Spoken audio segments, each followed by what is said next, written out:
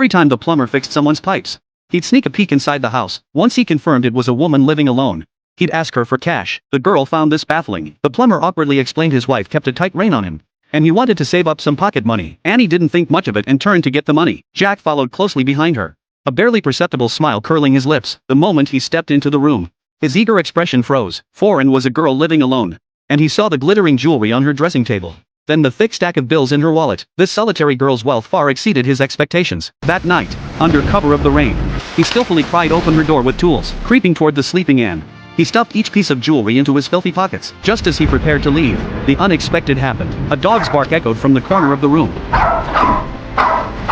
and jolted awake, her shrieks piercing the darkness.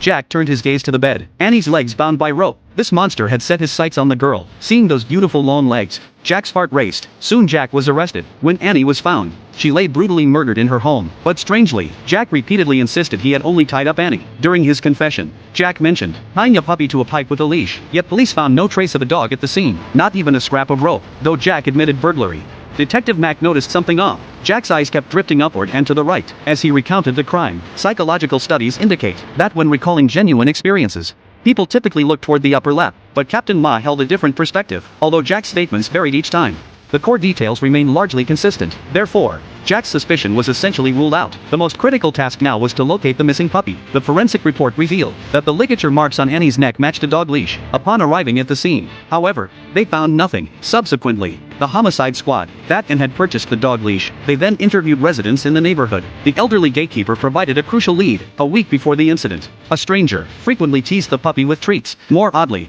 after the murder, this man vanished along with his dog. According to the gatekeeper's description, the man had been seen near the crime scene days before the incident, but disappeared afterward. Mac immediately led a team to check nearby hotels and retrieved records of recent male guests wearing glasses. The elderly man scrutinized the photos repeatedly and finally identified a writer named Tang Sun. Registration records showed he had come for a new book signing event, but the event was abruptly cancelled on the day of the crime. Hotel surveillance captured footage of Tang Sun returning to the hotel in a raincoat that stormy night, followed closely by Anne's dog. This discovery energized the entire task force. Yet when police contacted the publisher to reach his family, they learned Tang Sun had passed away from illness 8 months prior. This unexpected news severed the lead. Captain Ma approached Tang Sun's widow with questions. She explained her severe allergy to dog hair, stating no pets were ever allowed in their home. Seeking further clues, Captain Ma meticulously examined Tang Sun's belongings and discovered an unusual postcard among fan letters. One unsigned card stood out. This discovery made Tang's wife visibly tense. She feigned calmness, claiming she'd never seen it before. Captain Ma had no choice but to take the postcard. The moment the police car drove away,